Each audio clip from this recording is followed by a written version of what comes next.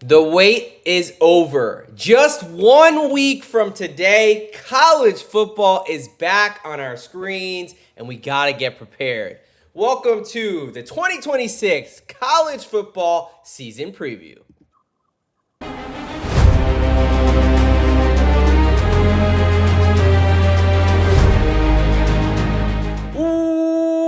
Welcome, football fans, to another edition of the D-Gen Docs. That is right, folks. Football is back. The long wait is finally over. What is up, folks? I'm one of your hosts here at the D-Gen Doc, and more importantly, I'm joined by my brother in degeneracy, Mr. Derek Bennett, a.k.a. Professor Locks. How are we doing tonight, brother? We are recording this episode around 11, quarter after 11, August 22nd on a Saturday. And, dude, this is the last Saturday without football. A week from today, a week from right now, I will be sitting on my couch watching College Game Day, prepping for North Carolina TCU. Yep. And, I mean, that's really about the only game. No. In week 0. I mean, there are other games, obviously. Come on, we're going to do a whole show about it. You got to get more excited than that. Well, I know, but I mean, I don't know if I'm going to get real excited for Hawaii Stanford. Yeah, I mean, or USC San Jose. Okay, I don't like your negativity. We're all excited. Football is back. We're 1 week away. Okay, I like how you started. The finished poor execution. What is up, folks? Look, this is, again, we are doing a college football season preview. If it's your first time joining us, welcome. Cheers to you. A little bit of show structure, expectation of what you are going to see in this episode here. Okay, so we're going to start off with major college football injuries to healthcare professionals. We like to make sure that people are aware of the injuries. Now, Typically in the NFL, it's a bit easier. Things are more regulated. College football is the wild, wild west. We don't always know exactly what's going on there. So we will do our best to try to give you the top 5 or 6 major injuries you should be aware of. Then we're going to go top 2 bets for each conference. Maybe a win total, maybe a conference champion, maybe, miss playoff, make playoff, one of those things. Then we'll do some playoff CFP picks, national champion, and Heisman. That'll round us out for the episode. So we've got a ton of bets coming your way. And then next week, just in a couple days, we will be doing our week 0 picks episode. Every single Tuesday, you can expect a weekly pick episode from us, just like last season. But before we jump into that, a couple things on the docket I wanted to talk about here. Starting with the fact that, yes, we are extremely excited. The national championship is within eyes, but we may get some people who are playing in preseason right now. Saturday, NFL preseason going on. There are some guys who have already played in preseason who have now sued the NCAA to come back and play another year in college. It's one of that 5-for-5 rule. They, the code of eligibility, essentially, they let kids get an extra year, and now they finally wanted to cut it off, and the kids don't want the faucet to run dry. What are your opinions? I mean, names like Zach Pyburn, Daquan Wright, people who are in NFL training camps right now who are fighting to get another year of college football. What are your thoughts on this? It's ridiculous. The NCAA is one of the softest organizations that I can think of. They're such cowards. They have no backbone behind what they are attempting to do, I guess. I mean, it's just weird. Going back even 8 or 9 years ago, like, you had 4 years of eligibility. That's it. Yep. After 4, you're done. Yep. If you sign with a professional maybe a medical red shirt, you're done. Red shirt, it's not a challenging thing. And today in society, we just are a little Sue happy, in my opinion, just as a whole. But I think as guys try to make their way back onto a college football roster, after spending the last month and a half or so in training camps at the NFL level, like, I just don't see why that is occurring. I mean, I thought the point of playing college football was to get into the NFL. Right. I never thought I'd see people who were in the NFL trying to sue to get back into college football, which just shows you like where NIL and everything is. Yeah. Now, to be fair, these are people who are on Yeah. the cut line, may or Sure. may not make the roster. But like Zach Sure. Primer had a sack, if not two, in his preseason game. He got 150 grand as a signing bonus. Yeah. Now, is he going to make the team? I don't know. That's where they're trying to have like almost a backup option, it Yeah. seems. Daquan Wright, the Ole Miss tight end as well. He's with Cleveland. Maybe Yep. that's just wanting to get out of Cleveland. Who knows? But I think Yeah. it really highlights the NCAA. Like they were the biggest bluffs in the history. Like their poker face up until the years of really COVID. 10 years ago. Yeah. Everyone thought they had all this power. They were given death penalties. They were getting Sure. suspensions. And essentially what we found out is they actually have no governing power. Nothing they say actually matters because they'll just find lawyers to sue and get away at the state level. So Yeah. I do have to update Yeah. the And Colorado case that this yeah. all stemmed from, and the federal case has gotten reversed.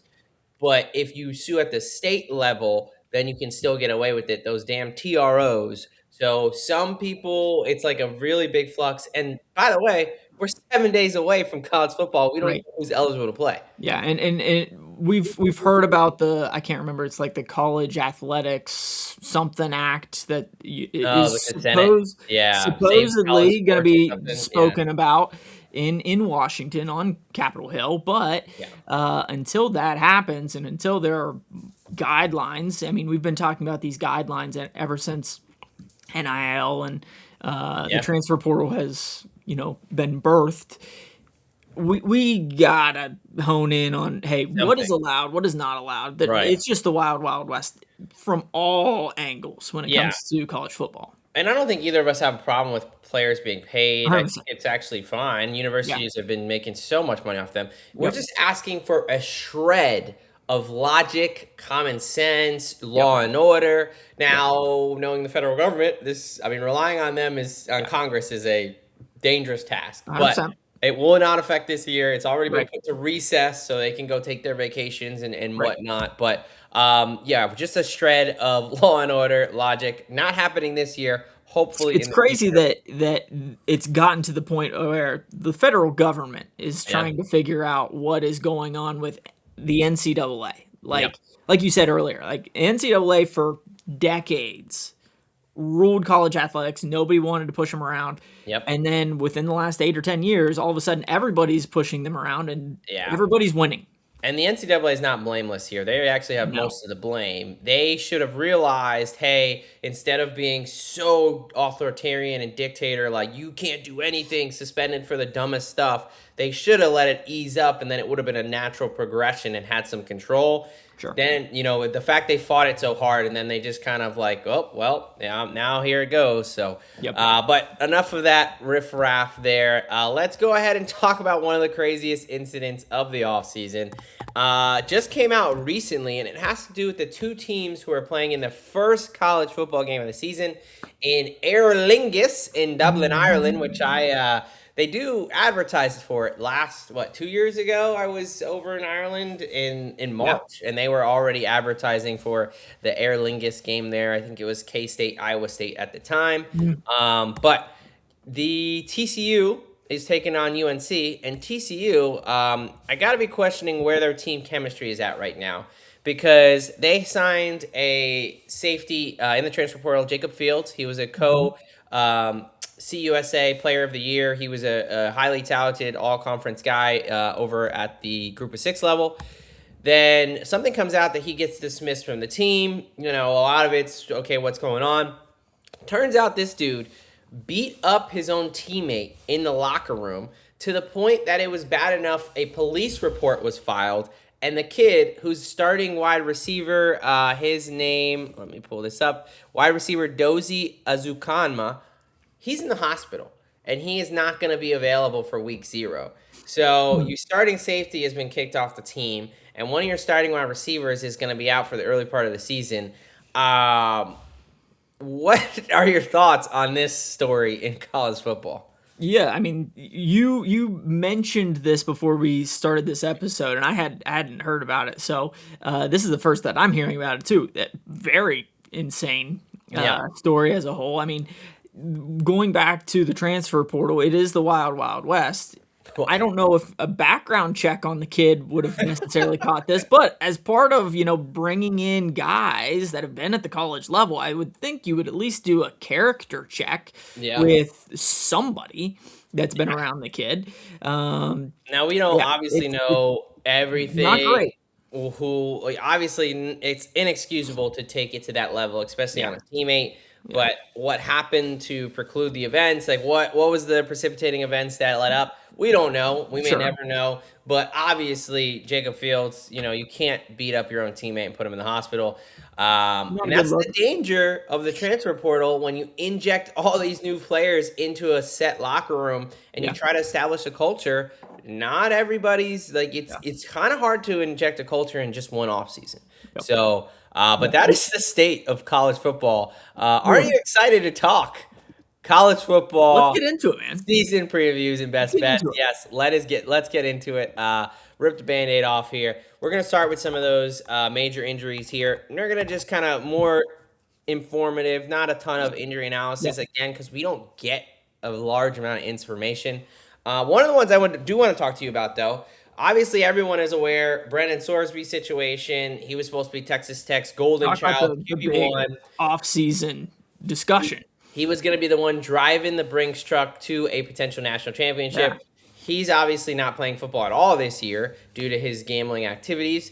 Will Hammond, Texas Tech quarterback, a guy who was the QB2 behind Morton last year, he tore his ACL yeah, on October 25th last year. Now, in the offseason, when he was the backup, Coach Jerry Maguire said, oh, he'll be ready, maybe not week 1, week 2, but definitely week 3 by the time conference play starts. Now, recently, Coach Maguire said he'll be ready to play week 1, just 10 months off the ACL tear. Mhm. This is a guy who does rely on his mobility a decent amount. Right. So, question for you is, how concerned are you about Will Hammond? Is a lot of times, especially in college, because we don't see it as much, people just expect these guys to bounce back. But we Sure. know guys like extreme cases like Cam Rising, where they Yeah. never really look the same. Right. What are your thoughts here? Basically a little over 10 months of recovery time off the ACL for the young quarterback Will Hammond. So I think the one I guess I'll say shining light is this is not a transfer situation. The guy's been in the Hmm. locker room Good point. in Yep. Will Doesn't Hammond, have to learn but at the from same offense. time, he hasn't played much football Nope. over the last couple years, and especially when you're coming off an ACL tear, typically we want to see at least 10 months of recovery coming off of that type of an injury, Yeah. especially when it comes to guys that use their legs and have to pivot and cut and change direction quite a bit. So yeah, I think could he play week 1? I think he probably will. Right. Will he be 100%? I don't think so, especially when you are the guy. You need to get those reps with your wide receivers and tight ends and running backs and even behind your offensive line. He's not really going to get much of that. Yeah. Maybe a week or two, but as a whole, definitely some concern there. Yeah, no, absolutely. I mean, there's reports now that Thomas Castellanos, who played at FSU last Yep. year, I don't think he's very good, but now there's talks of him transferring to Texas Tech. Excuse me. Hmm. Obviously more of a backup, but is that because they're concerned about Hammond in this knee? Sure. Now I will say quarterbacks typically do wet better. They We're do. seeing Patrick Mahomes come back. Yep. But those are guys that they have to, even Mahomes has said it, like he's gonna have to change how he plays. Like the mobility won't be as big of a factor. So I do think that's getting brushed under the rug a little bit there. Now the good news for Texas Tech, they play Abilene Christian and at Oregon State. Yeah. Neither of those teams are projected to be very good at all. Right. It's really week 3 against number 23 ranked Houston at home. Yep. That's going to be the first big test. And that is where I'm going to be, watching how Hammond looks these first couple weeks there. All right, moving along. Just a couple of brief ones. SMU quarterback Kevin Jennings, someone you'll be hearing a lot about in this episode. He jammed his finger in practice a couple weeks ago. It was just notable, but he's been back at practice. Should have 2 full weeks before week 1. Yep. It's a jammed finger. He's throwing. I've seen videos of him throwing. Not a lot of concern. Obviously, if it happened, this week, leading up to the game or whatever, it might be something different. But he should be good to go. An interesting one here. Mizzou running back, arguably the best running back in the country, Ahmad Hardy. He was shot in the leg this offseason. He was at a concert at a biker bar or something in Missouri. Maybe I'll have to go check that out. I don't know, but not if they're whipping out guns and stuff. Maybe you don't want to check Yeah, that I out. know. Maybe not. But he got shot in the upper leg and the femur on May 10th. He's been medically cleared as of July 20th, but Eli Drinkwitz, head coach, said he's on a 5 to 8 week return to play program. You know, these are always tough because gunshot wounds, you don't exactly know like what it's going to hit. If it hits a nerve, an artery, you know, something, it could be disastrous. It sounds like he avoided worst case scenario, but is still had to shoot through some muscle. You know, what are your expectations for Ahmad Hardy? Mizzou's schedule early on isn't the hardest, but they do play in the border battle against Kansas in that week 2 game. Yeah, I mean, luckily this happened back in May, and it didn't happen, you know, in July. But yeah, I think it is something to note. Will he be able to have the full power that we've seen over the last couple years? I don't know. But yeah, I think as a whole, season long wise, I think he'll be okay. The first 2 or 3 weeks might be a little bit different just from a workload standpoint. Yeah, and that one's tough to tell because it's really like unless you understand exactly what tissue, what structures have been damaged to the gunshot, kind of hard to speculate, but definitely something you need to be aware of there. They play Arkansas Pine Bluff the first week, but then they do go up to Lawrence in the border battle and take on Kansas in week 2. I can tell you from living in the area for a little bit, that is a big deal. It's a rivalry that is just kind of getting renewed, so we'll see. If he's not 100% by then, that is a bit of a loss for Mizzou. Going over to the Texas Longhorns, left tackle, arguably the best left tackle in football as a prospect right now, Trevor Goosby. He went down with an injury in practice a week or 2 ago. He got pretty lucky. Based on the sound of it, it was kind of, one of those carted off situations, expected the worst. Kind of got the best case scenario here. Only a bone bruise, which talks about, essentially some bruising, but some damage in the inner knee there. Structurally seems to be okay. 2 to 3 week recovery timeline is what they gave. It's 2.5 weeks from week 1, 3.5 weeks from week 2. Week 1 they play Texas State, which in the group of 6 is a decent team, but for the University of Texas and their talent should not be an issue even without Goosby. But they play Ohio State at home in week 2. That is one where obviously it's going to be a massive, massive matchup that could have massive ramifications. Expected he should be back by week 2. There. Any thoughts? Like you said, really he just got super lucky. He's got super lucky. Contusions, bone bruises, whatever we want to call them. Generally, like you said, structurally, there's no ligament damage, no muscular damage. It's more so like a bruise that you would have on the surface of your skin. But bone bruises tend to stick around for some time, and they are not comfortable at all. No. So it's one of those things where he's fine. He can play. It's one of those injuries where it's kind of as tolerated kind of a situation. But yeah, week 2 will definitely be interesting for sure. Yeah, like you said, it can flare up. I would say depending on where he's at, the swelling and the pain, playing through the pain. Week 1, if he's like good-ish to go, maybe get in a series or 2 just to like get him used to it. But I would not play him the entire game, if at all, to allow time to let that go down for Ohio State, because that's going to be a much tougher test there. Okay, just a couple of guys to round it out who are going to be out for the season that I think are worth mentioning. Tennessee starting safety Edrees Farooq, patellar tendon tear, out for the season. K-State left tackle, this is recently. Lower leg injury, all Big 12 guy, starter the entire season for them last year. He is out for the entire year. And then Maryland defensive lineman Zahir Mathis, their second leading returning sack guy from last season. Non-contact injury, out for the season. Didn't get a lot of info there as far as what it was. Just know Maryland's down a big defensive guy. K-State's down their stud left tackle, and Tennessee is down their starting safety in the secondary. Those are the major injuries for college football heading into the 2026 season. Now we talk about the fun stuff. We're doing our best bets for college football. Conference to conference, let's go. Now, I do have to do a little bit of touting here because Ooh, last season we did pretty damn well. It sounds like you on may this want to episode. listen to us.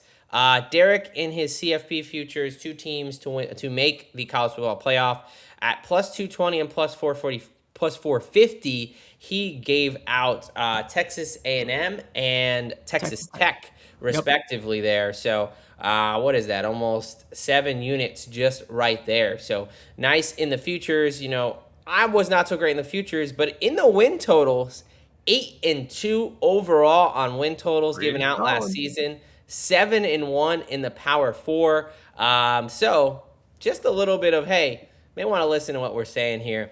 But let's get it going. I will let you start off. Let's go to formerly known as the Atlantic Coast Conference. I guess it is still the name technically, but let's be honest. When you have Cal and Stanford in your Yeah, I don't think I conference, don't think the Atlantic Ocean stretches all the way to the left coast. it's been a while since I've taken geography, but I do Yeah, not think yeah, that. I think Pacific and Atlantic are different oceans. All right, my friend, ACC. What is your first best bet for the ACC? yeah. A team that performed pretty well last year, other than a complete dud at Stanford, which was one of the surprises of the season. Louisville. I think they're going to come back and have another great year. As a whole, if you just look down through their schedule, home, I don't know if you could have got a much better home schedule. I mean, you got Villanova, SMU, Wake Forest, Florida State, Stanford, and then Pitt later in the year. I think those are all very, very winnable games. And then even on the road, um, well, and then you have Ole Miss as a Out of conference. Yeah, neutral site game there. that's gonna be a good game. It should be a good game. It should be a I good mean, game. we'll talk about it, but I'm not that high on Ole Miss this year. So Well, there's that, but I think as a whole, Jeff Brom is kind of an offensive wizard, or has been over the years. yeah, He really good brings at in Lincoln development. Kienholz from Ohio State, that's been kind of a 3-year backup at Ohio State, just hasn't been able to crack the starting lineup there. I mean, as an Ohio State fan, I've seen the guy. He's a very talented quarterback. If Brom can get the best out of him, I think the Cardinals are going to be really pushing for potentially a playoff bid. Yeah, So as a whole, they bring back their top two running backs. They had the best pass defense in the ACC last year. Yeah, give me their over 8.5 at plus 124. Like I said, defense was kind of the strong suit for the Cardinals last year, even though Brom is an offensive mind. yeah. Um, Bringing in Keenholz, I think he is a better quarterback than Miller Moss as a whole. So, yeah, give me the Louisville Cardinals to have a little bit of a year. Yeah, and I meant to do this up front, but let's go ahead and say our team allegiances. So Oh, we're yeah, transparent. You could probably tell, but yes. go ahead and you start off. Who are I you a fan I of? I Why? live about an hour from OSU, Ohio State, and then we both graduated from the University of Pittsburgh in the ACC. Yep, Um, we might talk a little bit about the Pitt Panthers, but we we'll might. see. We might. Yes, exactly. As you can tell by my Gator sign, I went to undergrad at University of Florida. Met Derek and my beautiful wife at Pittsburgh for grad school. So those are some allegiances there. And then I am in the Army, so I love Army football because that's the way that football should be played. Now, of course, since I mentioned that, I do have to say opinions Go are my Navy. own. Oh, They do not represent the DoD or the United States Army. Okay, now that we got that out of the way. But more importantly, we don't like to lose money, so there'll be some unbiased there. And we have some aids, little shout out to Phil Steele and Pick Six previews for the unbiased objective takes. So yeah. wanted to be transparent there, but I assure you the bets we give out, we have our hard-earned money on and recommend you to do the same. All right, we'll go 1-1. So I will give out my first play. Ooh, I'll start with the one that sounds less biased. Okay. Virginia under 7.5 wins. You can get this over at Bet365 at plus 130. Now, Virginia was one of those teams that was one of these very fortunate teams. They had 4 close wins last Yeah. season, and they had a stretch in 4 weeks where they had 3 overtime wins. That's pretty incredible and pretty unlikely to happen again. In my estimation, they only have 2 for sure wins on the schedule with Norfolk State and playing. Let's give them Delaware as well, or maybe Syracuse, I guess. Sure. But they have a non-con game with West Virginia. They open up with NC State. They have to go at SMU, at Virginia Tech, 2 of the tougher places to play there. So this is a team that their quarterbacks now, we know they brought in Eli Holstein, someone we know very well at Pitt. He's not very good. He's actually pretty terrible. And then Prebula, the guy who wasn't good enough for Penn State and then got benched at Mizzou and has now found himself in Virginia. 2 quarterbacks that have bounced around for a reason. The fact that they can't get the QB1 job where they land. They lost their best wide receiver and Trell Harris to Oklahoma. Mm-hmm. So I think this is just a team that I was on them last year. They overperformed. Everything went right for them. But regression is coming, and if we can get it at a nice plus 130, I will absolutely take it. So give me Virginia under 7.5 plus 130. What is your last ACC play? Yeah, I'm going to be a little chalky here. Give me Miami to actually win the conference championship game this year. They didn't win it last year, didn't win the ACC, but still ended up making the college football playoff and then played for the national championship. I think Cristobal is starting to show that he is a dude down there in Miami. I mean, being a former offensive lineman, he knows where to build teams, and that's in the trenches. They had one of probably the best trenches unit as a whole, offense and defensive line last year. I think that's going to continue, even though they lost a few highly touted guys to the NFL draft in the first round even. They brought in Darian Mensah from Duke. That dude is a dog. I love what he does, especially with the wide receivers that Miami has. You bring back Fletcher, you bring back Tony. I don't necessarily see a ton of challenging games outside of the big matchup in November against Notre Dame. And I think either one of those, and Notre Dame's technically not in the ACC, right? So it doesn't really count towards the conference win-loss record as a whole. So, yeah, especially when you finish the season at home for your last 3 games. Like the one thing that we typically will say about Miami and Florida State, if they have to go up north, can be a little bit challenging. You know, if Miami has to go up to Boston College or has to go up to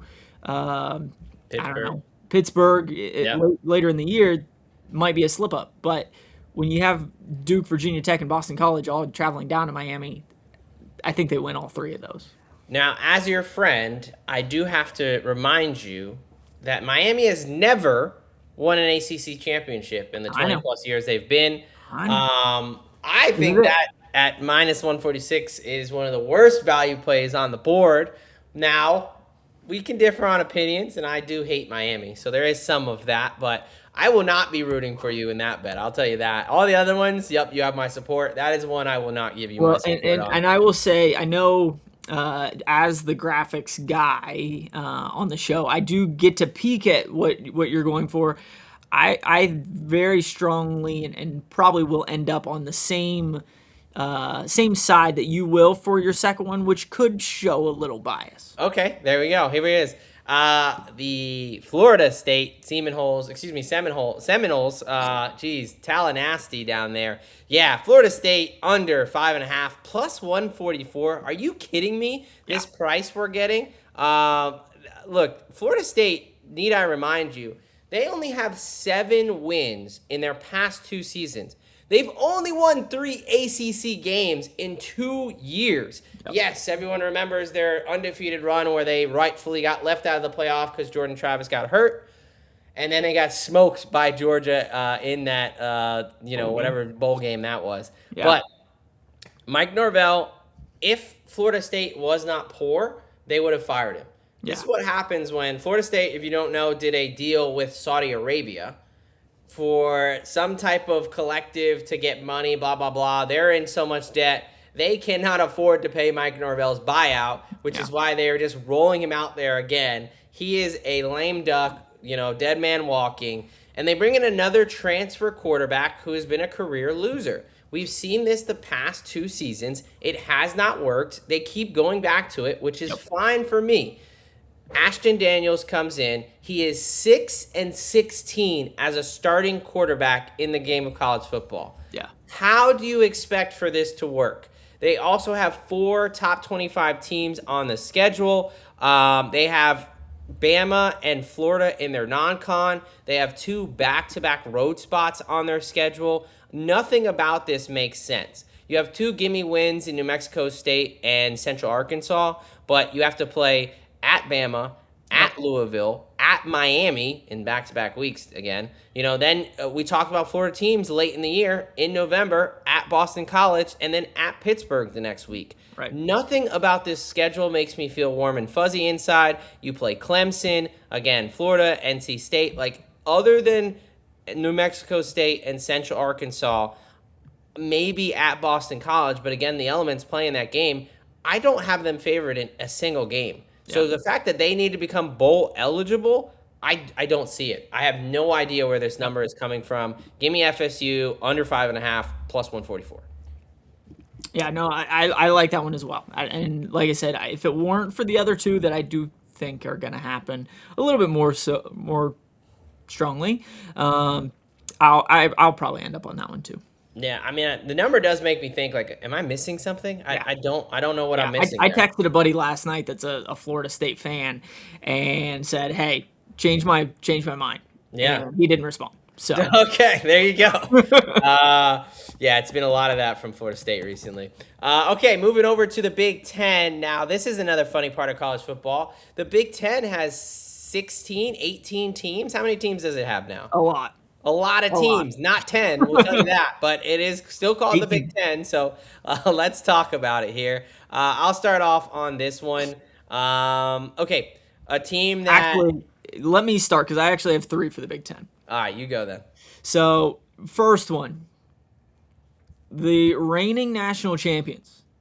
Okay, Indiana. Just keep getting easy schedules, dude. I don't understand how they were they continue to losingest program in the history of college football. So kind of break. Their schedules just continue to lead them to the promised land in the college football playoff. They have 8 home games. Oh. Of 4 of their road games, one's at Rutgers. Not very good. And at Nebraska. And Coach Rule hasn't turned that program around. So they do have to go to Michigan. I think that is a challenging spot. And then they have to go to Washington late in the year. Could be a challenging spot. I don't think Washington – I think Indiana is going to be a better team, but we know that travel disparity can sometimes throw teams for a loop there. But you do have the big matchup the week before the game at Michigan with the Buckeyes. That could be a 1-2 matchup right in the dead center of the year there. But, yeah, when your non-con is North Texas, which is a good team, but you get them at home. But they've lost everybody now. North Texas is now Oklahoma State. That's true. Howard and Western Kentucky. Can you at least schedule one Power 4 game? Yeah.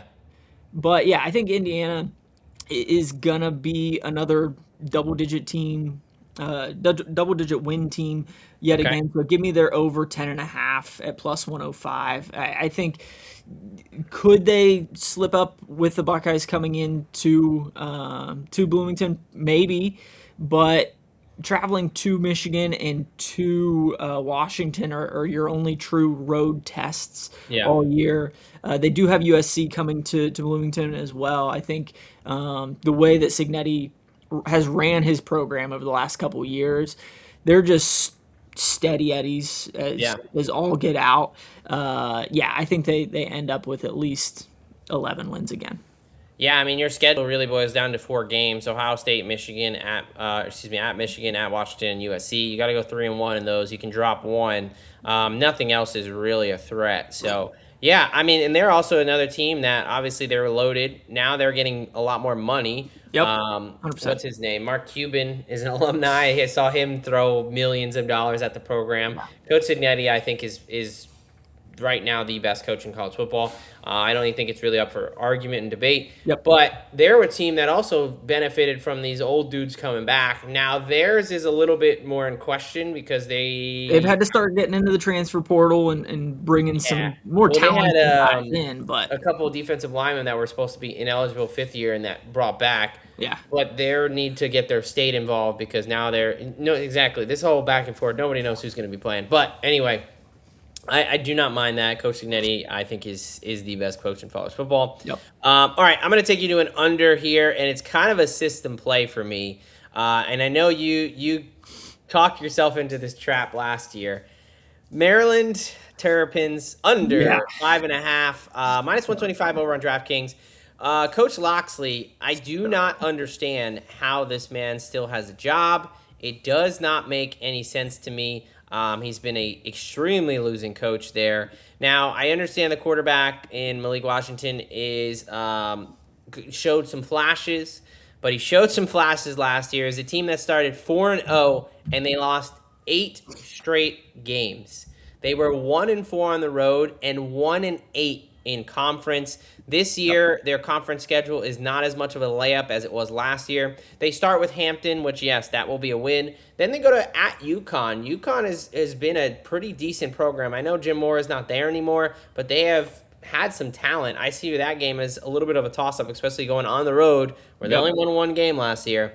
And then they have Virginia Tech, a team that is, headed in the right direction under James Franklin, much better coach. And James Franklin was supposed to be the Maryland coach and kind of got boned there. He takes those games personal. If you don't believe me, look up the scores of Penn State versus Maryland. I think one year it was 56-0. Yeah. So he takes that game very, very personally. Their non-con schedule is harder. Their road games, they have at Nebraska, at Ohio State in a back-to-back road spot. Talk about a dream crusher part of your season. Yeah. They also play at USC. They finish with Penn State at home. I just do not see 5, let alone 6 wins. I think they get Hampton. They're a toss-up between UConn, maybe Purdue, even though that's at Purdue, maybe Wisconsin, but I just do not favor them in many of these games. They're at best have 1 for sure win and 3 or 4 toss-ups. So, and then you have that injury on the defensive line that you didn't expect, right? So give me Maryland under the 5.5, a little bit of juice there at minus 125. I'll stick with the Blue Bloods of the Big Ten. Give me Oregon's over 10.5 wins as well at plus 100. As a whole, they have to go to USC. Okay. They do have to travel all the way across the country to Columbus, Ohio to face on my Buckeyes, but you get Michigan at home, you get Washington at home to finish out the year. I think Oregon and Dan Lanning and Dante Moore came back. I think they're just a wagon. They've finished over 10 wins each of the last couple years. I don't necessarily think that's going to change anytime soon. So they can slip up at Ohio State or at USC and still get over this 10.5 win total. I think the Ducks make it back to the college football playoff once again. Yeah, they're definitely the sexy pick in the media right now. A lot of people's national champion. Dante Moore, there's a guy who is going to probably go number 2 overall to the Jets last season. So you have that type of prospect. I wonder if I hope he understands the Jets are probably going to be picking pretty high next season as well. Yeah. So you're probably either going to Cleveland or New York. But, okay. Or Miami. What? Or Miami. That might be. Or Arizona. That's what he's hoping for. Yeah, maybe he's hoping for Arizona, Miami. Probably a little bit better of a spot than Cleveland or the Jets there. Okay, so you're sticking with the Blue Bloods. I'm sticking with someone who I think could be a little bit of a competitor there. More of this middle tier. Minnesota Golden Gophers over 6.5. Plus 134 on FanDuel. Yes, the fighting PJ Flex. And PJ Fleck actually has a quarterback, which you don't typically see at Minnesota, at Iowa. That is Drake Lindsey there. He's the freshman who was 18 touchdowns, 6 interceptions as a true freshman. He comes back for his second season. Also leading running back Darius Taylor is back. They're coming off a 7-5 season where they were perfect at home. a perfect 7-0. Obviously, if they do that this year, they will hit their win total again. But now they struggled on the road. Now, their non-con schedule is very easy, and it's a nice stepping stool for the season. They have Eastern Illinois at home, Mississippi State, which I think is one of the worst, if not the worst team in the SEC, at home, and they have Akron at home. That should be 3-0. Then they do, have a tough game at Washington. They play Michigan, but Purdue as a road spot. Purdue is one of the worst teams in the Big Ten, if not the worst team. But I think there's some spots that they can potentially sneak up on some people. They play UCLA, they play Northwestern, Wisconsin. At Penn State, I understand, it's a tough place to play, but I don't think Penn State is that good this year. I think that 18 ranking next to them is a bit fraudulent. Yep. So I just think that they are a very well-coached team. They finally have a quarterback, and they have a really, really good home field advantage. If they just win all their home games like they did last year, this will come through. But I think at Purdue, at Wisconsin, and even at Penn State are all winnable games for them. So really like PJ Fleck as a coach, and I think they're going to make a little bit of noise. I don't think they'll be, I got a little bit of a flyer on them. I think they're like 25-1 to win the Big Ten. It's a little bit of a long shot. I don't know if they'll be at that puncher's weight, but I do think they'll be, on that tier 2 below some of those blue bloods there in the Big Ten. So Big Ten play? I will come off the high horse of the Big Ten and drop all the way to the basement, the floor here in Purdue. Their win total is set at 2.5. Jeez. I'm going under that. I think the only game that they will be favored in is week 1 when Indiana State comes up to West Lafayette. Sycamores. Yeah, they do have Wake Forest, Notre Dame, and Indiana State as their non-con. Not great there. No. And then when it comes to the Big Ten, I think the only other chance that they have is November 7th when Maryland comes to town. I think that's really their best shot is Maryland and Indiana State. They started 2-0 last year and lost the remaining 10. Nice. So yeah, I as a whole, they're bringing back their starting quarterback from last year. Other than that, they had some guys, graduate, but talent is in the gutter with Purdue. So yeah, give me their under 2.5 wins. Yeah, I mean it's a crazy low total, but it makes sense. They're really, really bad, and they have a pretty damn tough schedule. So I don't hate that at all. All right, moving over to the SEC, where it just means more. Yes, this combination of SEC and Big 12, as you look at all the logos there. Let's go ahead and kick it off. I'll start us off here. And I'm going to go with a team that I am very high on this season. No, it is not my Florida Gators, although I do think we'll punch it a little bit. Before we get there, let's talk about your Florida Gators just real quick. Okay. If I were to set what is their line? 6.5? 7.5. 7.5 would kind of a big total. Yeah. I don't know. They were 4-8 last year, so it'd have to be 4 wins above where they were. Right. I don't know if they can get to 7.5. I do have a play on the over. Really, you know what my biggest play for Florida is? There's a market where you can do like rival schools, which will have more wins. I have Florida to have more wins than Florida State at -130. That's probably one of my biggest bets of the college football season. Yeah. So I'll give you that. I like that better than Florida's win total. I think we're going to be a much improved team. I can't overstate the loss of the incompetence of Billy Napier. Now, John Summerall, he's not been this super veteran coach, but what he's done is his coordinators are experienced and successful at the Power 4 level. The staff is much improved. Right, and they're proven, and he's going to let them do their thing. Yeah. That was the big – because talent-wise, quarterback, tight end, we have question marks. Yep. Running back Jaden Ball, Dallas Wilson, Vernell Brown, and Eric Singleton, I really think running backs, wide receivers, they are a top 5 unit in the country. They are very good. Their defense was a defense that only gave up 24 points a game last year. Yeah. Like, I think that there's talent on this team. They just need some shred of competence in the coaching realm. Yeah. But you're right. It's Yeah, not one of my favorite plays because and it is a highway. if you're looking at the Gators over the last 2 years, they've probably had one of the worst schedules each of the last 2 years in the country. I mean, if Billy Napier was still there, he would be like, "What the hell? I actually have a chance here to go 500." It's not like a super easy schedule, but compared to like the last 2 years, like you said, and I mean 2024 they were 8-4. Right. The Lagway really fell off. Lagway, good luck, Baylor. Yeah. Second in the NCAA in interceptions. So have fun with that. All right, let's get into this. I'm on Oklahoma this year. Ooh, Oklahoma over 7.5 minus 150. I know that's a bit chalky, but I'm also playing them over 8.5 over on DraftKings plus 140. This is a 10-2 team last year. I think people forget that. Great defense. They have arguably the best defense in the country. I think you could probably make the case for Notre Dame and a couple other ones there, but they do have a top tier defense. Venables is a defensive whiz there. I really like this team. Also, let's not forget, John Mateer was on a tear before he injured his throwing arm going up to the Red River Shootout there. Still 10-2. Really should have probably beat Bama for the second time in the college football playoff. They did unfortunately lose that. Now, their schedule is tougher than last season, but I do think this is going to help them in the long run there. This defense let up less than 20 points 8 times last season.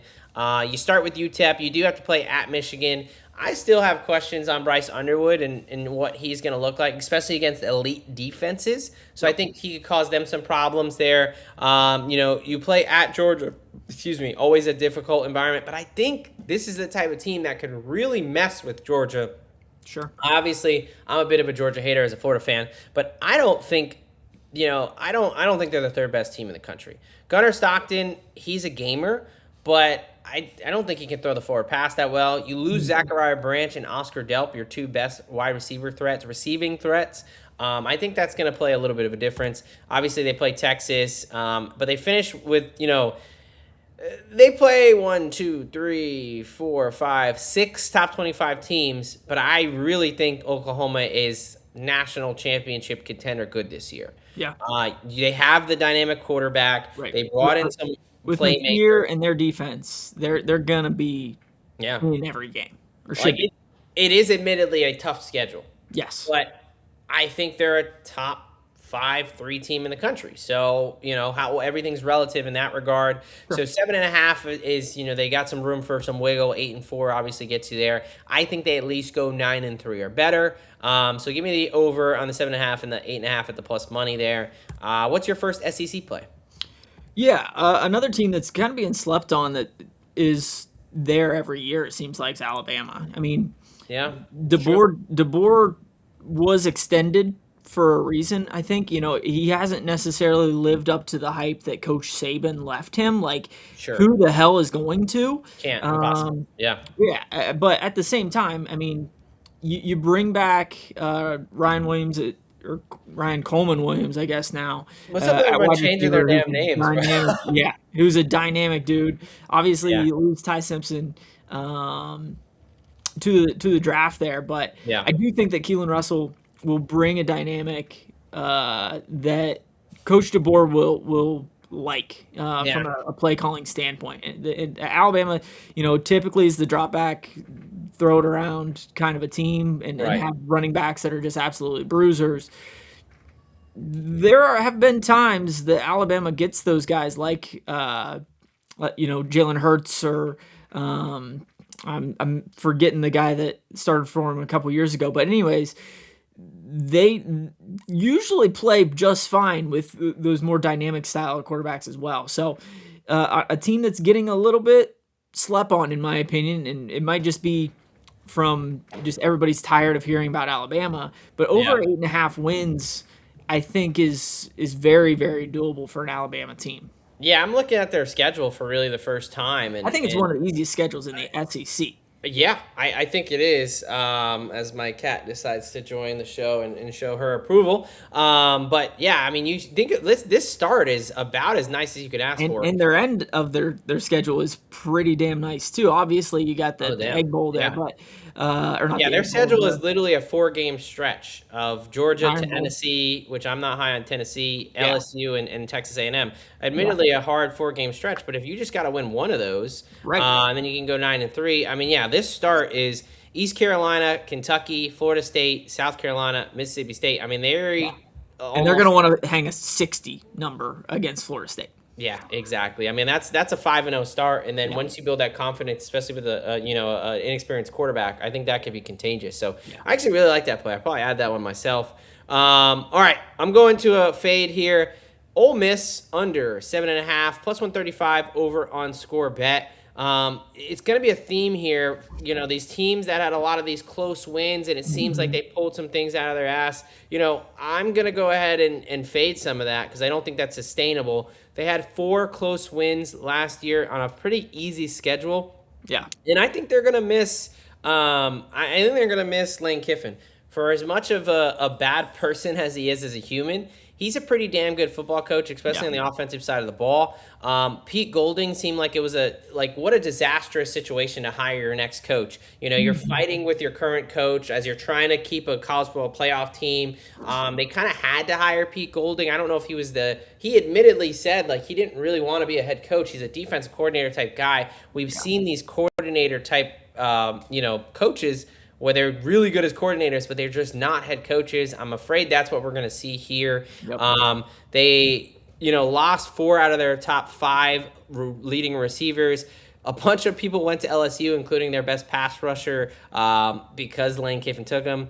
I only really see 2 gimme wins on the schedule. They Mhm. start at Louisville, or excuse me, playing Louisville. I think they're actually at home. I don't know if that's a neutral site or home game, but I think that is a losable game. I think Louisville, like you mentioned, is a pretty damn good team. I only really see 2 gimme wins on the schedule there with Wofford and Charlotte. You could maybe argue Vanderbilt, but that's on a back-to-back road spot. So, they play 6 top 25, or how many teams? 4 top 25 teams, but they do have some tough Rome environments. You got to go to the Swamp. Then you got to go at Texas. You got to go at Oklahoma. So yeah, I'm gonna be fading this Ole Miss team that seemed like a little bit of the Cinderella story last year. Yeah. Uh, I have to do it. All good stories come to an end Uh-oh. eventually. I think Vandy's little run here is about to They're get done? shut down. Yeah, Oh no. I'm gonna have to take the under 5.5 wins with Vandy at plus 110. We know Diego Pisampavia's somewhere. gone. He'll end up in the UFL or whatever If he Canadian knows what's Football good League. for him. Yeah. But Eli Stowers is gone. I think as a whole, their offense is gonna struggle. I mean, you're in the SEC and you're planning on starting a true freshman quarterback. Yeah. That is usually a recipe for disaster when it Yep. comes to the SEC. Their defense, even though Clark Lee is a defensive-minded guy, was one of the worst in the country, not even the SEC last year. Yeah. So I just don't know if Vandy's going to be able to continue on this run, and it'll be interesting to see how much turnover we're going to see now that we're in the NIL era. Yeah. Those teams that get hot for 2 or 3 years and then all of a sudden kind of plummet back down to where they have been for the past 50 years, or Yeah. they might be able to stay in contention, but I don't think that's going to be the case for Vandy. So yeah, give me the under 5.5. Yeah, I mean, I guess I'm less sad because Diego Pavia is gone now. He made us a lot of money the last couple years. Yeah, hopefully he does go play some spring football if he knows what's good for him. Yeah. But I do like Clark Lee. I do like what he's done in a really impossible task. I mean, taking someone who's been a basement of the SEC for, Yeah. you mentioned, years and making them an actual serious program again. But I do think, well, 5 wins is still a decent year coming up with that true freshman quarterback. That's the Highly thing. touted. Yeah, But he's a 5-star guy, but there's really only one true freshman that's ever lived up to the hype in their freshman year in the SEC, and that was DJ Lagway that fell off a cliff in his sophomore year. So true. That's true. Okay, we're moving over to the Big 12, which I don't think has 12 teams. Just doing a quick check here. I don't think so. But anyway, the Big 12, quote unquote. Let's see. We have. I'll let you start us off for the Big 12. What is your first best bet for the Big 12? Let me see here. So let's start off with a team that we've already talked about a little bit, and it wasn't necessarily because of something fortunate, and that's TCU. I do think that TCU has a favorable schedule when you're breaking in a new quarterback there in Craig that transferred over from, I believe, Harvard last year. Played really well at Harvard, but he is taking a little bit of a step up in competition, obviously, going up to the Big 12. Outside of that North Carolina game, you got some very favorable matchups. And even North Carolina, I mean, TCU crushed them last year in the opener. But when you bring Grambling and Arkansas State to TCU the following weeks, it basically gives you some time to get Craig, into that offense and build some chemistry with his guys before that Week 5 matchup against BYU, which is really their first big test. Yeah. They do get BYU and Utah at home. Other than that, they do have to travel to Texas Tech to finish out the year. I think this is a really good spot. So give me the over 7.5 at plus 125 for the TCU.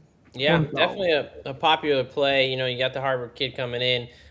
Their offense is changing to like more of a power running offense, which is going to be weird with TCU and Sonny Dykes there. But I mean, obviously it puts less on the quarterback position, and they have a pretty deep running back room. Right. So, that's interesting. I mean, I definitely can see it. I will say, I think we may be week 0 coming up. We may be on different sides there, but yeah. Honestly, even if they lose to Bill and Jordan, I still think they have a chance of getting over 7.5. Yeah, well, I just think it might be a little closer. I don't know if I'm calling for an outright win, but we'll see what I convince myself into these next couple days. Okay, you're taking an over. I'm taking an under. Give me Oklahoma State under 6.5 wins, minus 125 over on DraftKings. This was a one-win team last season. Yeah. Now, I understand that they overhauled the roster and, they're expecting to be much better and, but they fired Gundy. 6 wins is better. Yeah, that's a lot. I mean, literally 7 to go from 1 win to 7 wins. Now, Drew Mestemaker he's gotten hyped up more than anybody this season. Yeah. He was the leader in passing yards last year, but that was at North Texas in the American, where they just threw the ball all over the yard. And even if you look at this North Texas team, they were very fortunate to pull that out, and they kind of got bullied in the American Conference by my coach, John Summerall there. But Eric Morris brings over his entire North Texas team. The American in the Big 12, that is a pretty significant jump in competition. So we've seen, maybe you can say Cignetti with some of his JMU guys and things like that. We've seen it work, but I don't think Eric Morris is anywhere close to Kirk Cignetti. So I can't just use that transitive property and say, oh, he's bringing his whole team over. It's just going to work from day one. I think this Mestemaker is a good quarterback, but he's getting way, way, way too much hype. I only see one gimme win on their schedule. Last year, Tulsa came into Stillwater and beat them. They now start the season at Tulsa. I can tell you right now, that is one play I will be on for week 1. Tulsa is a weird spot to play. It is going to mean a lot to this Tulsa team. And you have now a North Texas team who Tulsa is very familiar with in the American, right, with North Texas. That, I think that game is not a gimme. You play then you get Oregon coming to town. You play at West Virginia this year. You play at Houston, at Iowa State, weird road chop, at Kansas State in a back-to-back, and at Arizona State. I just don't think this team is going to suddenly be this great team. I would understand they were 11-1 in North Texas. The Big 12 is not the American. 6.5, I think this number has just gotten way inflated. I think I've only seen people Mestemaker most yards, Heisman, Oklahoma State, blah, blah. I don't get the hype. I'm squarely fading that. Give me the under 6.5. I don't mind that at all, especially like you said. I mean, you I don't necessarily think this is going to be an Indiana situation at Oklahoma State. Yeah. Anyways, let's jump over to the Houston Cougs and the Fighting Willie Fritzes. I am a Willie Fritz fan. Yeah. I think he's a really good head coach as a whole, and their schedule lines up for them to have a pretty good year as a whole. I mean, they do have to travel to Texas Tech in week 3 and then to Utah later in the season, but yeah, when you bring back Wegman as your starting quarterback, I think even on the road or on their schedule, their road games are pretty favorable, and especially with the college game, we know how hard it is to win on the road. When you have favorable road environments, that's always helpful. So yeah, I do think that the Cougs can really challenge for that Big 12 title and go over their 8.5 win total. Yeah, Houston's a team that, is kind of going under the radar as, what were they, a 9-8 win team last season. Like, they're a team that not many people are talking about, that I think they bring back a lot of guys. They have a really good coach. I think it's someone I'm going to probably find myself on in some big spots this year. I'm going to take another under in the Big 12, and that's another team that just got decimated in the portal is Iowa State. Under 4.5, plus 115. Now, it's a little bit lower of a number, but I think it's a much worse situation. Matt Campbell left late in the year in December, and he just kind of screwed that entire program over. Took a bunch of his guys to Penn State. All the guys worth the snuff to Penn State. Everybody else transferred out. Now, the new coach coming in, whose name is evading me. I think Jimmy Rogers is his name. Let me just double check that. Jimmy Rogers, yep. Coming over from Wazoo, Washington State. He was 6-6 last year, but he took a team of South Dakota State guys, where he was formerly the coach. And so basically he took his team from South Dakota State, walked into the Pac-2, went 6-6, which FCS to Pac-2 step up. Now we're taking another step up to the Big 12, where he's taking most of those guys again to fill that roster. So we basically got FCS guys going to play at the Big 12 level. I think that's where this party comes to an end here. Give me the under 4.5. I just think it's a massive step up. They are non-con. You have to go at Iowa. I think that's going to be a very tough game. You play Utah. You play at BYU, at Arizona in a back-to-back road spot. You got to play at UCF, although they're not the best team. Very weird environment. Moon bounce. It's going to be hot in November. You're thinking it's going to be cold. No, it's going to be super hot and muggy. Yep. They play at Baylor. So I just, they're non-con other than Iowa, Southeast Missouri State, and Bowling Green. Those should be wins. But outside of those two games, in conference play, I really think they're going to struggle. And they're just in a very bad spot. So Jimmy Rogers might be a good coach, but he is in an impossible situation there. So give me the under 4.5 at plus 115. All right, moving over to the group of 6 now. Maybe it'll be the group of 5 now that the Pac-12 is back. That's right. They're not really back, but we get Pac-12 after dark, so that's fun. Yep. All right, so just basically 2 of our favorite plays from everywhere else in the FBS. I'm gonna keep it. I'm gonna keep it pretty patriotic here on this episode, because I'm going to go ahead and give you 2 Service Academy plays. And I'll start with the play that can't be biased, because I'm going Air Force. Over 7.5 wins, plus 120 over at DraftKings. Look, Troy Calhoun, as much as I may not want to admit it, is a very good coach. He is a solid coach, and this is a team that has underperformed now 2 years in a row, which you typically do not see. The Air Force Falcons here, they have some newcomers into the division, into the conference, excuse me. There's been some conference alignment here with things moving away. So they're going to play some teams that aren't used to this style of ball. North Dakota, Nevada, Northern Illinois. Now we're getting some people that are just not used to seeing this drip option, have not played this Air Force team. Yep. There's also a very young team last year that's bringing everybody back. Transfer portal is not really a thing for the service academies, so continuity is a thing, which is why in this day and age, it is something you can highlight. Their QB, Zuraka or something, what's his name? Zurka, I think is his name. Zurka, I believe. Let's see. Liam Zarka. He got injured last season. He is going to be back. I think this team, Fort Collins is kind of a tough place to play.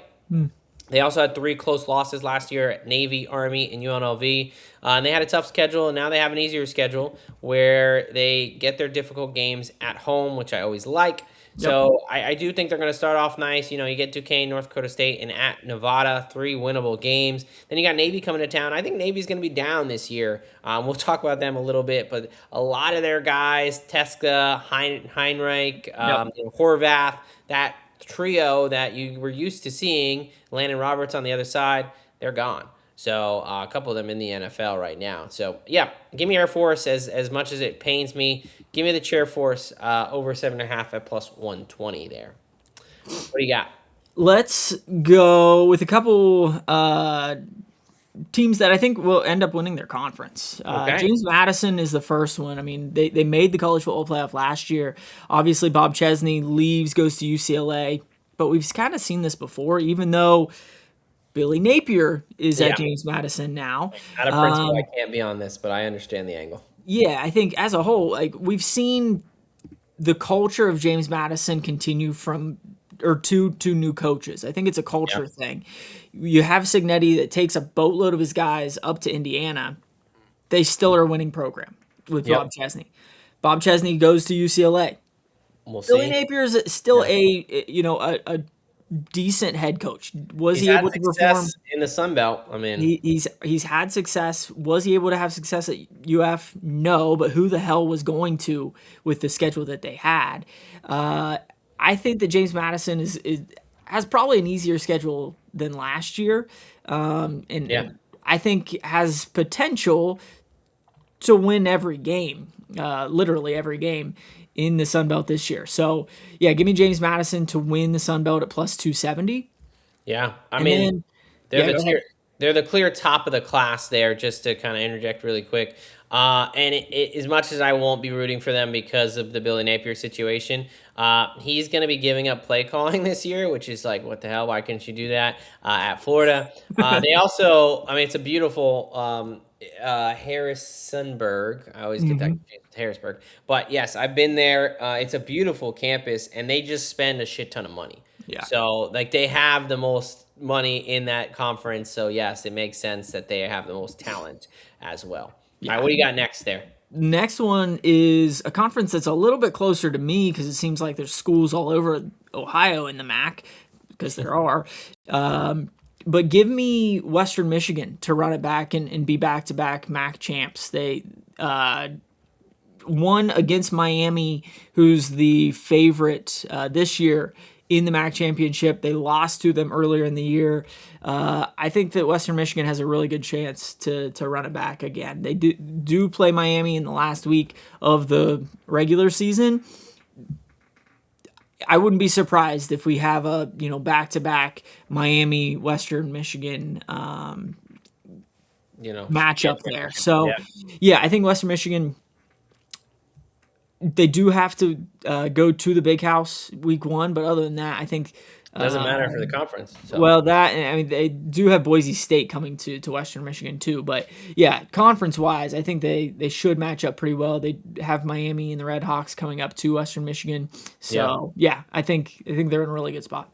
Yeah, 4-1 for a team that was right there last year. I think that's hard to argue with. Last one for me. This podcast appreciates real football. That's right. Army football, baby.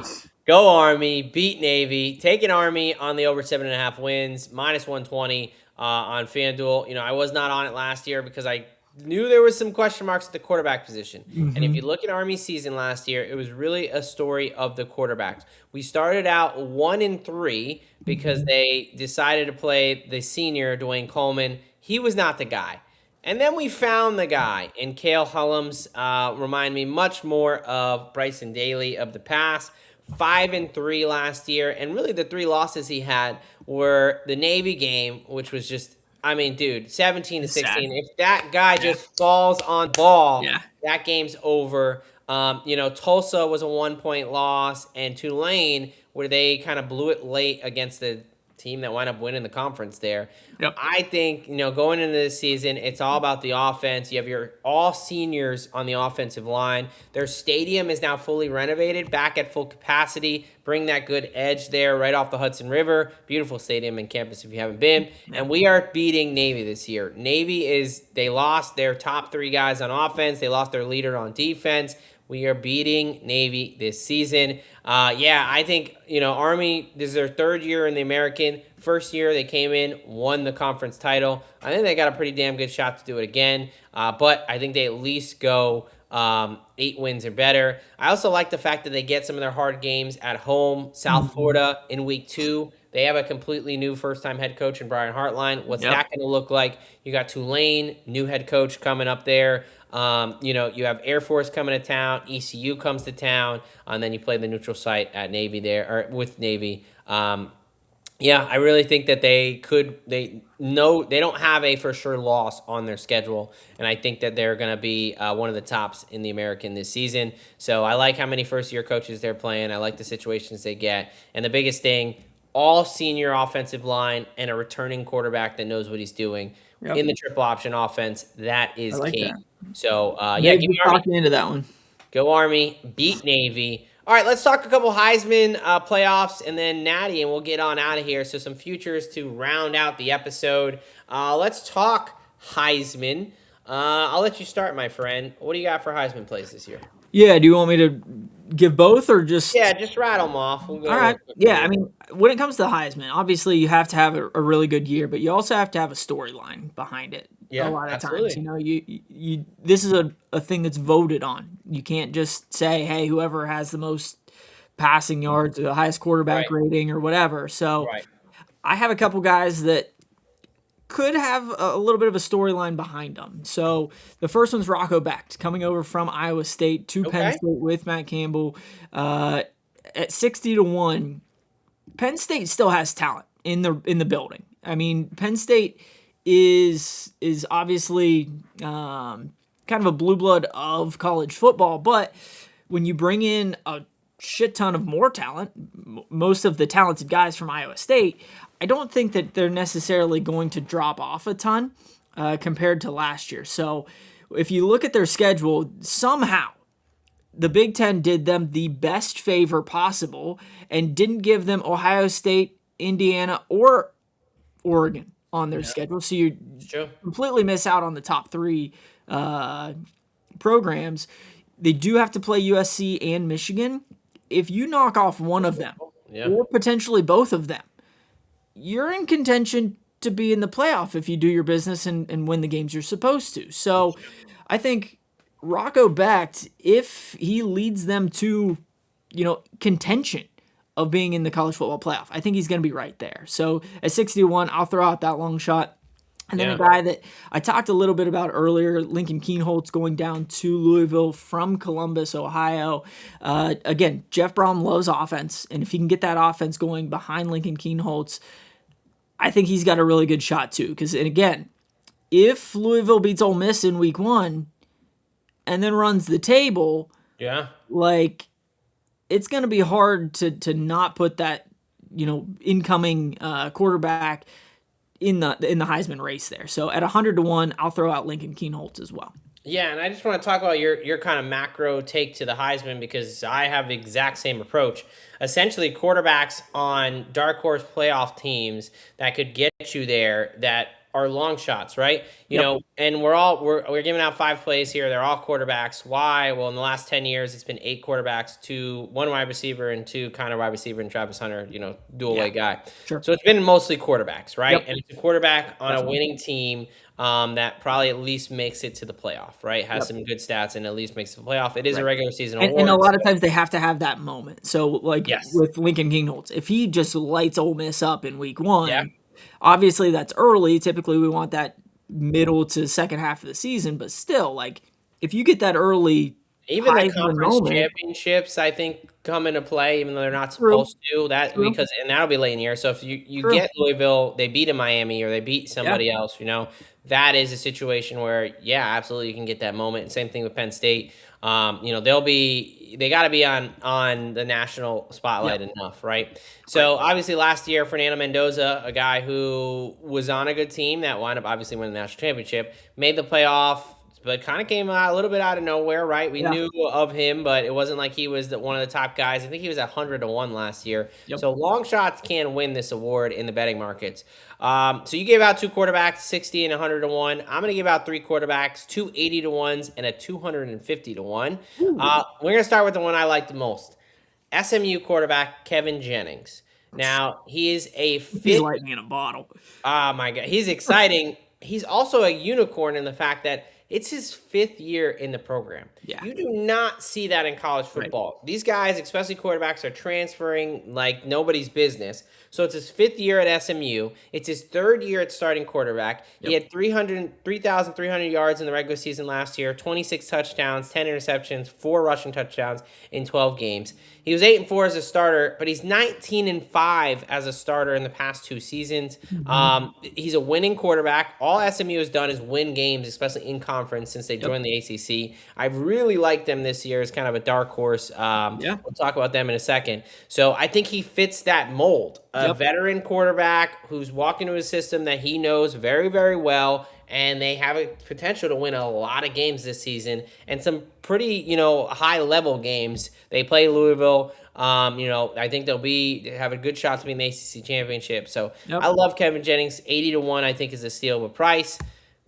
All my plays are actually coming out of the ACC, which I didn't really think of, but oh well. Cal quarterback JKS, out of respect for him and his family, I'm not going to try to butcher his name, but true freshman last year, 7-5 as a starter, threw for over 3,100 yards, 17 touchdowns, 9 interceptions, 4 rush touchdowns. He beat 15th ranked Louisville and 21st ranked SMU late in the year. Cal has that sneaky home environment.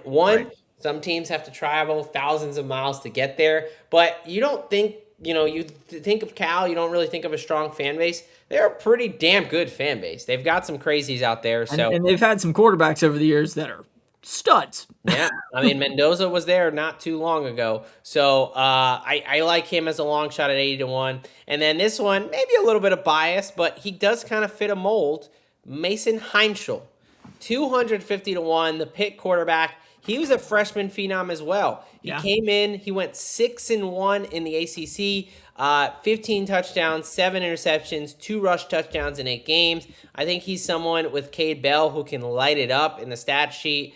At 250-1, Pitt's another team that not even from myself will talk about. It was their Phil Steele's dark horse for a college football playoff this season. It's in there. Read about it. I think they got a shot to shock the world a little bit. At 250-1, I definitely want a piece of Mason Heinschel. Kevin Jennings at the 80-1 play is my favorite, but I do like the dart throws of JKS and Mason Heinschel. But yeah, I think we're kind of lockstep in a quarterback on a kind of dark horse playoff team that can get you a really nice number. And I know some awards are pretty chalky. The Heisman, even look at last year, Travis Hunter was like 100-1 as well. So the past couple of years, it's not been the chalkiest award. I think that there's some opportunity there. Moving over to the college football playoff here. We are in obviously still a 12-team playoff. There were talks of that changing, but it did not change for this season yet. Let's just talk about, I think we each have 3 teams at some plus money to make the CFP. So I will let you give out your 3, and then I'll give out my 3. Okay. So I've talked about Louisville quite a bit, and I think that they do have a chance to make the college football playoff. Obviously, they start with Ole Miss. I'm very curious to see what kind of a team Ole Miss will be after the debacle that ended the season last year. I mean, you do have Trinidad Chambliss still there, but I'm curious to see how Ole Miss will look this year. So outside of that, they do have to play SMU. You get And I that think home. that they have a real good chance of winning 10, 11 games this year. So give me Louisville at plus 550. I mentioned Rocco Becht in Penn State and how their schedule kind of works out. Yeah. Somehow they miss out on Oregon, Indiana, and Ohio State at plus 360. I do think that Penn State has a borderline chance of making a massive comeback after firing James Franklin last year Schedule's and so getting easy. to the college football playoff. And then finally, as a little bit of a long shot, give me UTSA at 10-1 to make a little bit of a run and get to the playoff. I think they're a team that was on the cusp last year, lost a game late there, and as a Power Six team that again I think has a good roster, has a good chance to win 11 or 12 games. I think they have a chance as well. Yeah, no, absolutely. I mean, there's got to be one group of 6 team that makes the playoffs. So I think, you start there. There has to be at least one. There's 2 last year. I think 10-1, they have a chance to be that top team. So I do like the UTSA play. And Penn State's schedule is crazy easy. If they go 10-2 in the Big 12, they're going to be in, whether they're a Yeah. good team or not, right? So, Yep. all right, I'll start you with an ACC play as well. A little bit competing with yours, but there's a chance both make it in. SMU plus 430. I talked about Kevin Mm. Jennings, Rhett Lashley. They bring back a bunch of guys. They have just won in the ACC. That's all they've done. I think their schedule is pretty damn manageable. They play at Louisville. That'll be tough, right? That'll be a massive, massive game for both of us. But Yep. outside of that, they play at Notre Dame, which doesn't matter for the conference.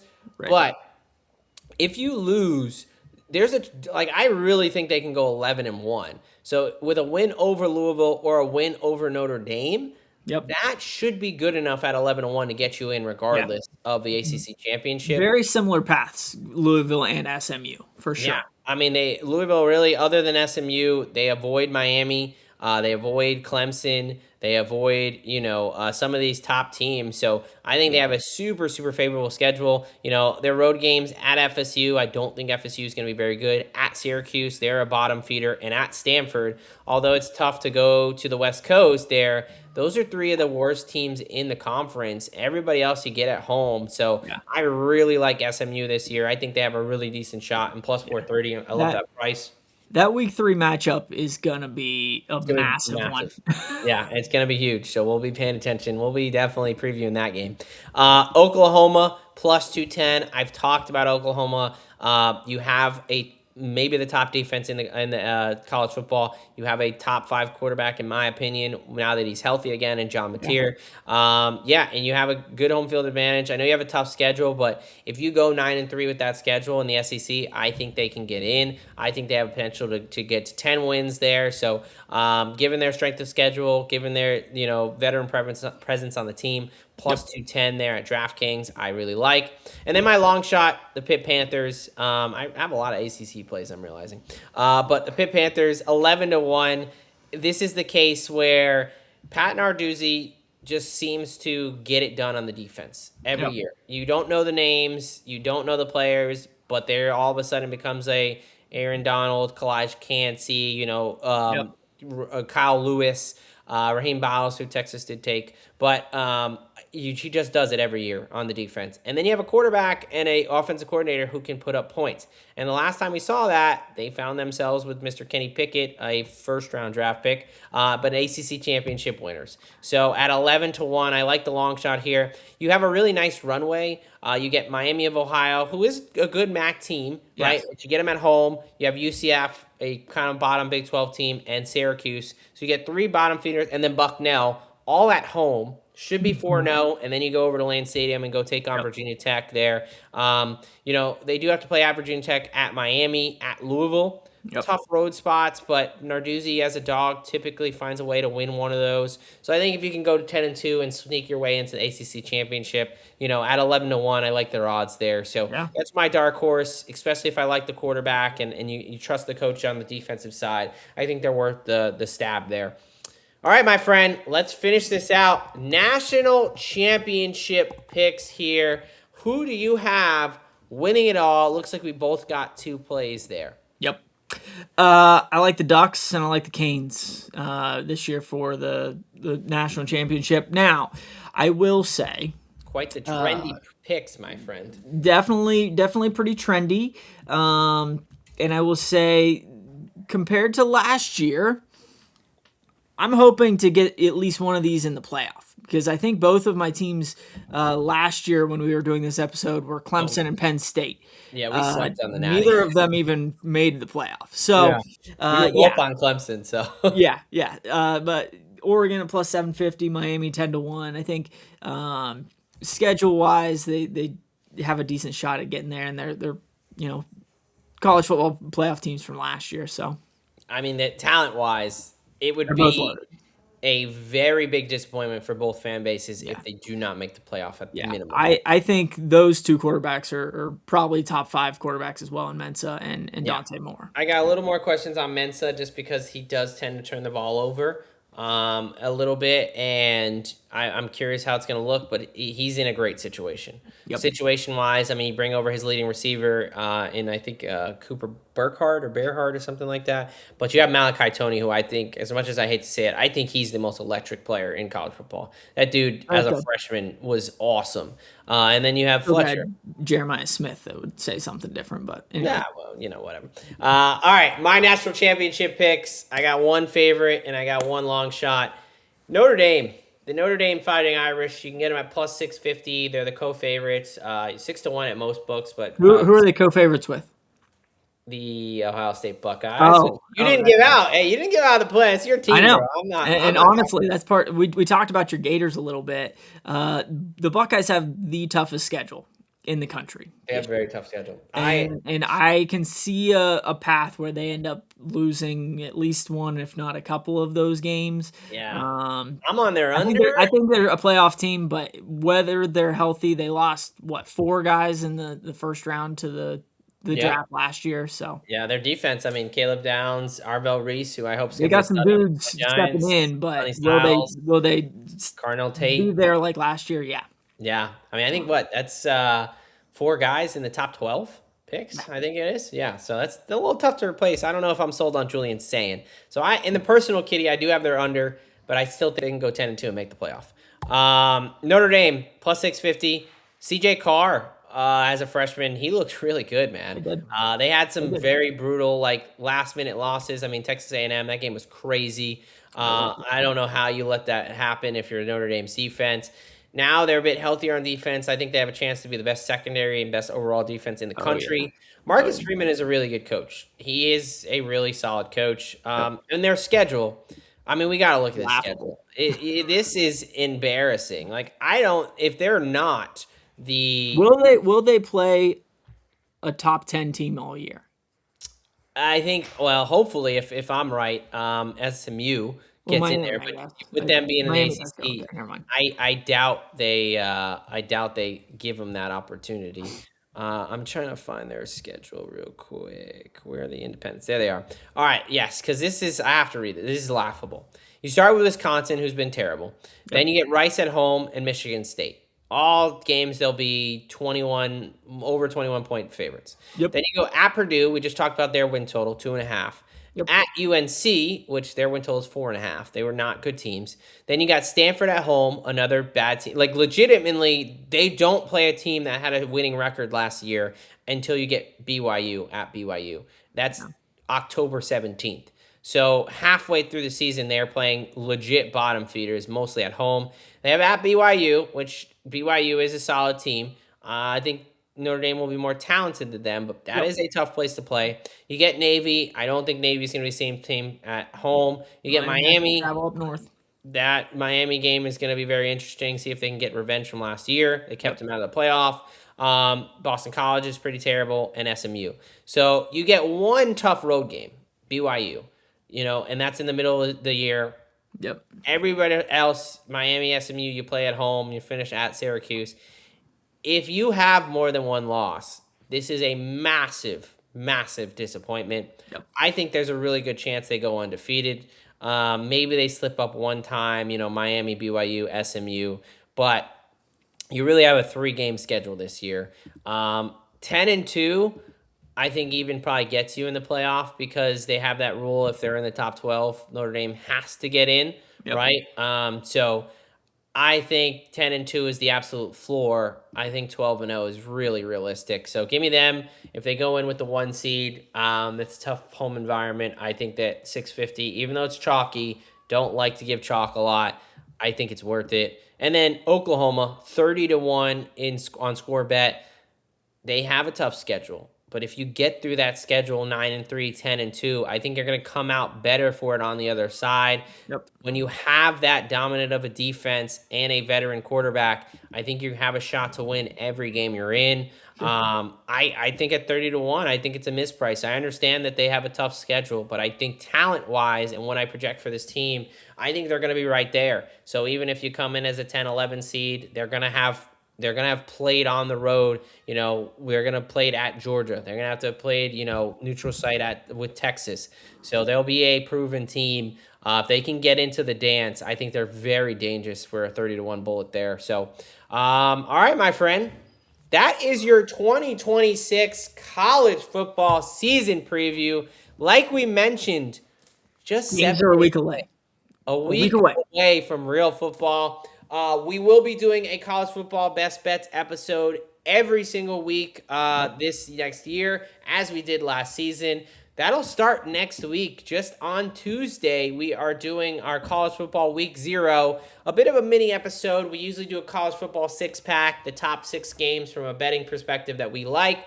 Probably going to do maybe 3, maybe 4, just because of the limited slate. But we're going to, of course, we're going to wet the whistle there next week. What do you got for the people before we jump on out of here? Heck yeah. If you've been listening for an hour and a half, thank you.